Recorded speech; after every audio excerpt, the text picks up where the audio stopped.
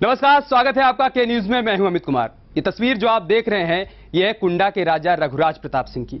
अपने इस कार्यक्रम में हम आपको दिखाएंगे कि कैसा है कुंडा के इस राजा का साम्राज्य। इसके अलावा ये भी दिखाएंगे कि कैसे एक रजवाड़े का राजकुमार आज दबंग के तौर पर पहचाना जाता है।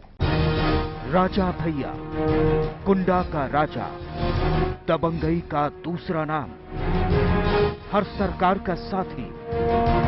इलाके में थर थर कांपते हैं लोग, सरकारी मुलाजिम हो या गांव वाले, पुलिस हो या फिर किसान, कुंडा में बजता है राजा का डंका।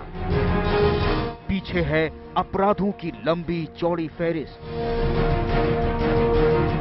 अब फिर कानून के शिकंजे में सीबीआई की नजर में राजा, कुंडा के राजा।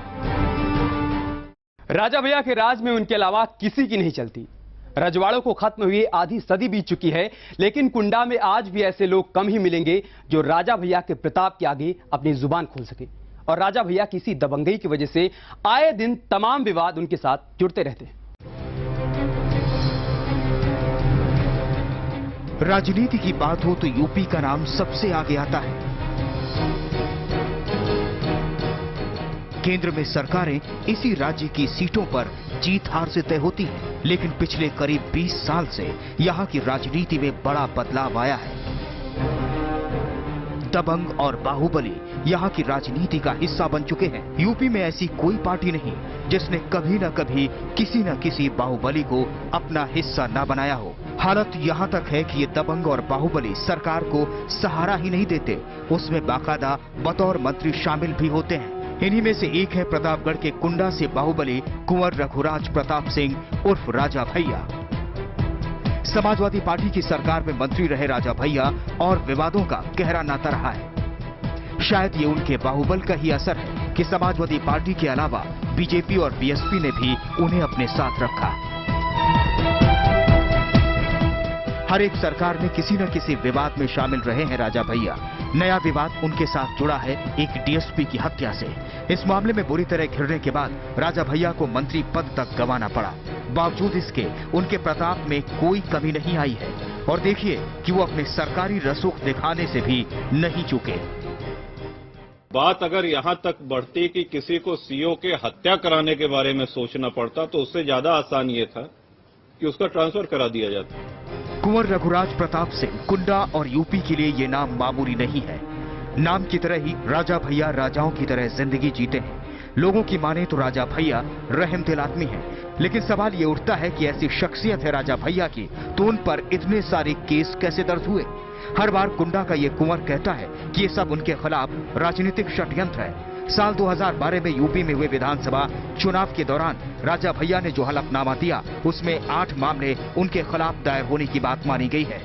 विधानसभा चुनाव के दौरान रघुराज प्रताप सिंह उर्फ राजा भैया ने जो हलफनामा चुनाव आयोग में दायर किया उसके अंदर उन्होंने अपने ऊपर 8 मामले होने की बात कबूल की, जिसमें अपहरण का मामला, हत्या की कोशिश और फिरौती जैसे मामले दर्ज हैं। मगर रघुराज प्रताप सिंह का ये कहना है कि ये उनके खिलाफ राजनीतिक साजिश है। राजा भैया पर ताजा मामला है कुंडा के सीओ रहे जियाउल हक की हत्या का। सीओ की पत्नी ने आरोप लगाया है कि राजा भैया ने उनके पति की हत्या की साजिश रची। सीबीआई फिलहाल पूरे मामले की जांच कर रही है, लेकिन कुंडा के प्रतापी राजा भैया के खिलाफ उसे फिलहाल कोई सबूत नहीं मिला है। आज हम आपको दिखाने जा रहे हैं राजा भैया की जिंदगी से जुड़े तमाम ऐसे वाकये जो विवाद की वजह बने। मोहम्मद आसिफ, क्राइम डेस्क, के न्यूज। तो आपने देखा किस तरह राजा भैया और विवादों का चोली दामन का साथ रहा है। अब आपको दिखाने जा रहे हैं कि कुंडा में किस तरह चलता है राजा का राज, और जब राज है तो बाकायदा दबंग का दरबार भी लगता है। कैसे, देखिए हमारी इस रिपोर्ट में। कोनो दिक्कत हो नहीं तो रोड पे तो कोनो दिक्कत है नहीं। अच्छा, उधर की तरफ कोनो दबाव वाली बात नहीं। कुंवर रघुराज प्रताप सिंह उर्फ राजा भैया, जितना खास ये नाम है उतना ही खास इस नाम की शख्सियत। आज हम इस बाहुबली नेता की जिंदगी से जुड़े कई राज बेपर्दा करेंगे। प्रतापगढ़ के कुंडा में जन्मे राजा भैया को शानो शौकत की जिंदगी बचपन से ही मिली, लेकिन साथ ही वो सब भी मिला जो अमीरों खासकर राजा महाराजाओं के नाम के साथ हमेशा चस्पा रही। हालांकि राजा भैया के दादा राजा बजरंग बहादुर सिंह बड़े उदारवादी किस्म के थे। पंतनगर विश्वविद्यालय की स्थापना भी उन्होंने कराई थी और हिमाचल के गवर्नर भी वो रहे। लेकिन पिता उदय प्रताप सिंह की शख्सियत राजा भैया के दादा के बिल्कुल उलट रही। उदय प्रताप सिंह पर अपहरण, फिरौती और डकैती जैसे संगीन इल्जाम लगते रहे हैं।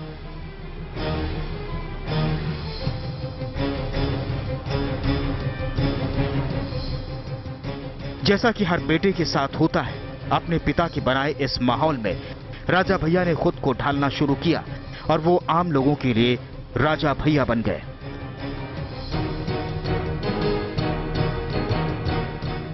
कुंडा के लोगों की माने तो राजा भैया सिर्फ नाम के राजा नहीं हैं, बल्कि वो 21वीं सदी में राजा का रोल बखूबी निभा रहे हैं।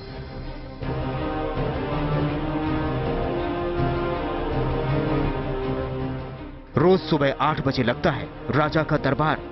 इलाके के किसी शख्स को कोई दिक्कत होती है तो वो पुलिस से फरियाद नहीं करता, वो पहुंचता है राजा की चौखट पर।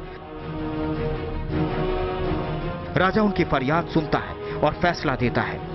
इस फैसले की मुखालफत कुंडा और आसपास का कोई नहीं कर सकता, क्योंकि हर शख्स राजा के तौर तरीकों से बखूबी वाकिफ है। राजा के मुंह से निकलने वाली हर बात बन जाती है पत्थर की लकीर। राजा की बात और उनके फैसले लोग क्यों मानते हैं? वजह है दबंगई। लोगों के मुताबिक राजा भैया को ना सुनना पसंद नहीं है। राजाओं के गुण परिवार से मिले हैं, सो फरमान का पालन करना जरूरी होता है। लेकिन एक तबका ऐसा भी है जो राजा भैया को रहम दिल मानता है। इन लोगों के मुताबिक लोगों के हर सुख दुख में राजा का सहारा मिलता है। लेकिन कुंडा में जाएं तो अब भी वो दौर याद आने लगता है जब कोई सुल्तान अपनी सल्तनत में निकलता था तो लोग सिर झुकाकर खड़े हो जाते थे।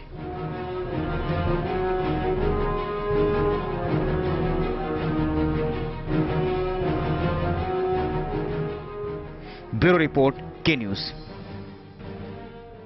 अब तक हमने आपको दिखाया कि आखिर कुंडा के इस राजा के प्रताप के सामने किस तरह कोई भी अपना सिर झुका लेता है।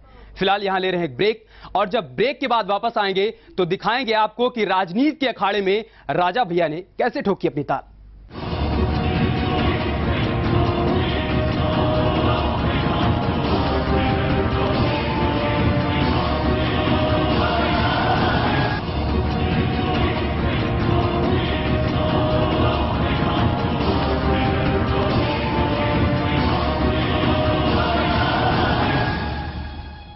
ब्रेक के बाद स्वागत है आपका।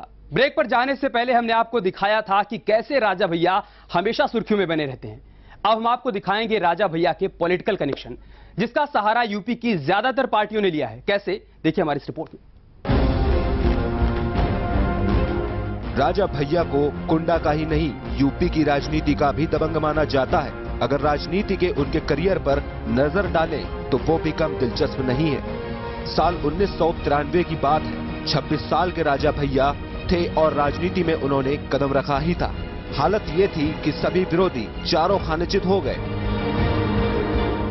यहीं से शुरू हुआ राजा भैया की जिंदगी का नया पहलू। 1996 में वो एक बार फिर सत्ता के गलियारों में पहुंचे। बीजेपी के समर्थन के साथ विधानसभा पहुंचे राजा भैया ने कई अहम मौकों पर बीजेपी का कर्ज भी चुकाया।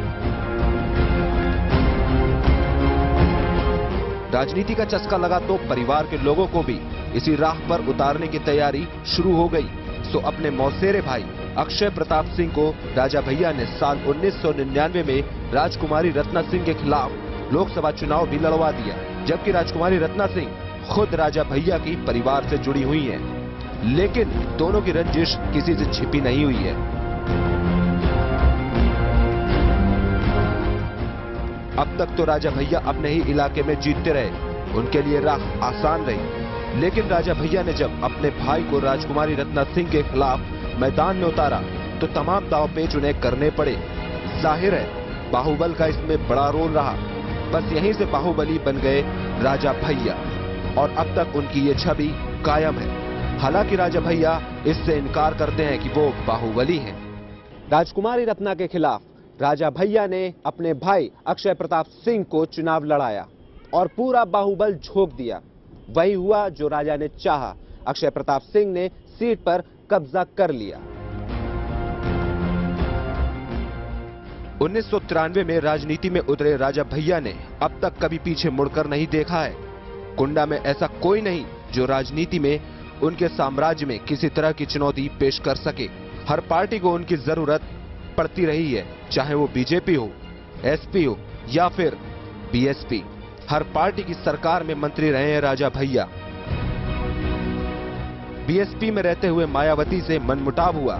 राजा भैया और उनके पिता जेल में भी रहे। फिर बीएसपी ने 2 बार शिव कुमार मिश्र को उनके खिलाफ मैदान में उतारा। शिव कुमार कुछ नहीं कर सके। बीजेपी के त्रिभुवन मिश्र और कांग्रेस के रामशंकर यादव भी राजा भैया के खिलाफ चुनाव हारे। कुंडा विधानसभा सीट पर पहले कांग्रेस का डंका बजता था, लेकिन राजा भैया ने मैदान में कदम क्या रखा, कांग्रेस कहां गायब हो गई किसी को पता भी नहीं। 10 साल हो गए, रघुराज के प्रताप का ही यहां डंका बज रहा है। राजा भैया की अपने इलाके पर पकड़ कितनी है, ये इसी से समझा जा सकता है कि कुंडा विधानसभा सीट से कई हिस्से हटे, कई नए इलाके जोड़े गए। पड़ोस की बाबागंज विधानसभा सीट का कुछ हिस्सा भी शामिल हुआ, लेकिन राजा भैया की जीत का रथ कोई रोक नहीं सका। सिर्फ कुंडा ही नहीं, बाबागंज में भी राजा भैया का दबदबा हो गया है। इस सीट पर पिछले 3 बार से राजा के समर्थित उम्मीदवार जीत का परचम लहरा रहे हैं। तो ये है राजा का प्रताप, जिसकी काट अब तक कोई खोज नहीं पाया है। ब्यूरो रिपोर्ट, के न्यूज। तो आपने देखा किस तरह से राजा भैया ने अपने भाई को चुनाव जितवाया, और इसके अलावा कुंडा से जुड़े हुए हिस्सों में भी राजा के समर्थक जीतते आ रहे हैं। अब लेते हैं उन आपराधिक घटनाओं की जानकारी जो राजा भैया के साथ जुड़ी हुई हैं। हालांकि राजा भैया इन सभी आरोपों को सिरे से नकारते आ रहे हैं।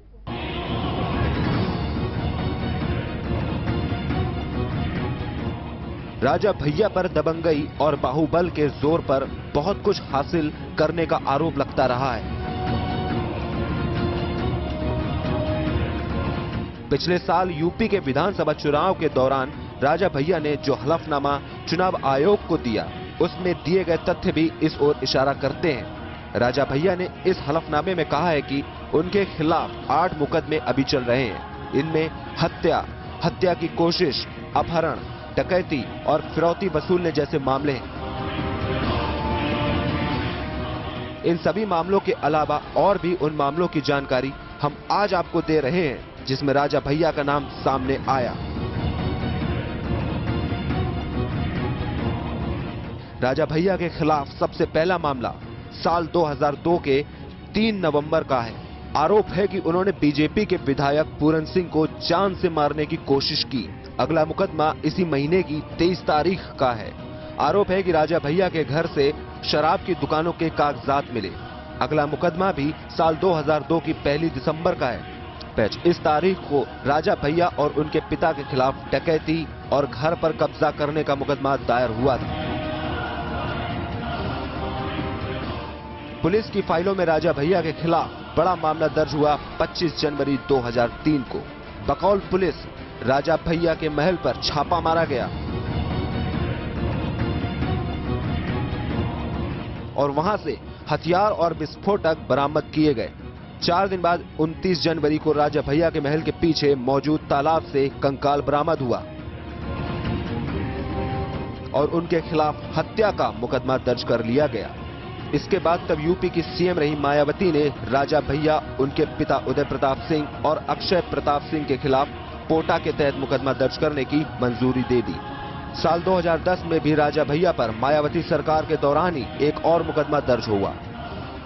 मामला था गैंगस्टर एक्ट का और हाल ही में कुंडा के सीईओ जिया उल हक की हत्या के मामले में भी राजा भैया पर आरोप लगे हैं। वैसे इससे पहले भी राजा भैया पर पुलिस अफसर की हत्या का आरोप लग चुका है। राजा भैया और उनके पिता को गिरफ्तार करने वाले डीएसपी राम शिरोमणि पांडे की एक हादसे में मौत पर सवाल उठ चुके हैं। आरोप है कि राजा भैया ने ही उनका मर्डर करा दिया। इसकी जांच सीबीआई कर रही है, लेकिन एक भी सबूत राजा भैया या उनके घर वालों के खिलाफ नहीं मिले। ब्यूरो रिपोर्ट, के न्यूज। वक्त एक और छोटे से ब्रेक का। ब्रेक के बाद हम आपको बताएंगे कि वो कौन है जिसका नाम सुनकर शायद राजा भैया को भी लगता होगा डर। देखते रहिए कुंडा का राजा।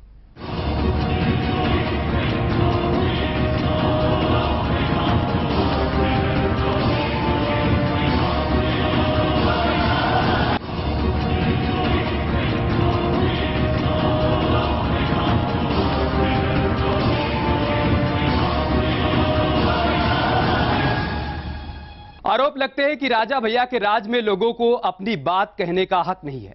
ऐसी परंपरा है कि महल से जो भी आदेश आया है उसका पालन करना ही होगा। पुलिस की जीडी में राजा भैया की हनक और दबंगई के तमाम मामले दर्ज हैं, लेकिन एक हस्ती ऐसी भी है जिसने राजा भैया की दबंगई की परवाह नहीं की और राजा भैया को जेल का रास्ता दिखा दिया। कौन है वो शख्सियत, देखिए इस रिपोर्ट में।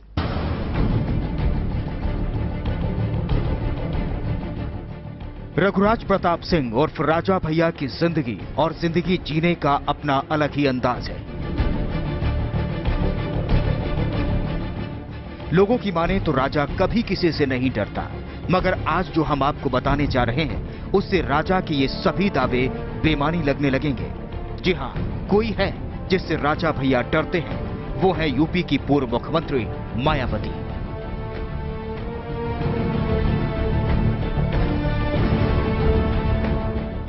मायावती और राजा के बीच 36 का आंकड़ा रहा है। माया जब भी सत्ता में आई, राजा भैया जैसे दबंगों की उल्टी गिनती शुरू हो जाती है। कभी गैंगस्टर तो कभी आतंकवाद निरोधक कानून यानी पोटा के तहत मुकदमा दर्ज करवा दिया।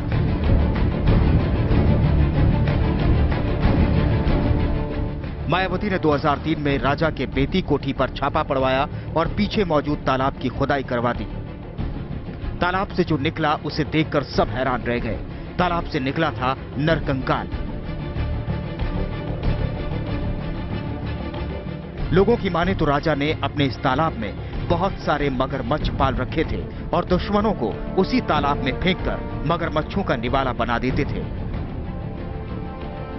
जो कंकाल निकला उसकी शिनाख्त नरसिंहगढ़ गांव के संतोष मिश्र के तौर पर हुई।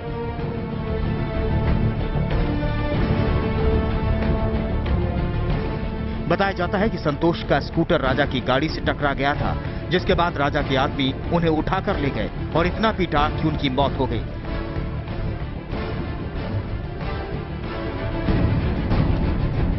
बताया गया है कि और भी कई लोगों को मारकर तालाब के मगरमच्छों के हवाले किया गया था।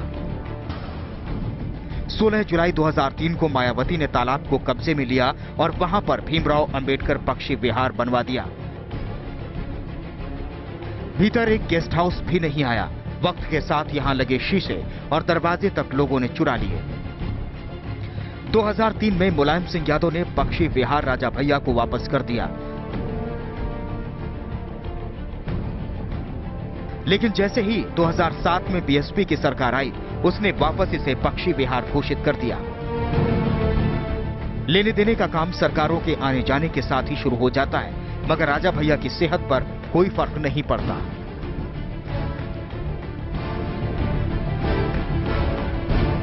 हाल ही में हुए कुंडा में सीओ जियाउल हक हत्याकांड में पत्नी के अनशन पर बैठने के बाद पुलिस ने हार कर तहरीर दर्ज तो कर ली, मगर कार्रवाई के नाम पर सिर्फ इधर से उधर भागती रही। फिलहाल इस मामले में प्रधान के बेटे बबलू यादव को गिरफ्तार किया गया है।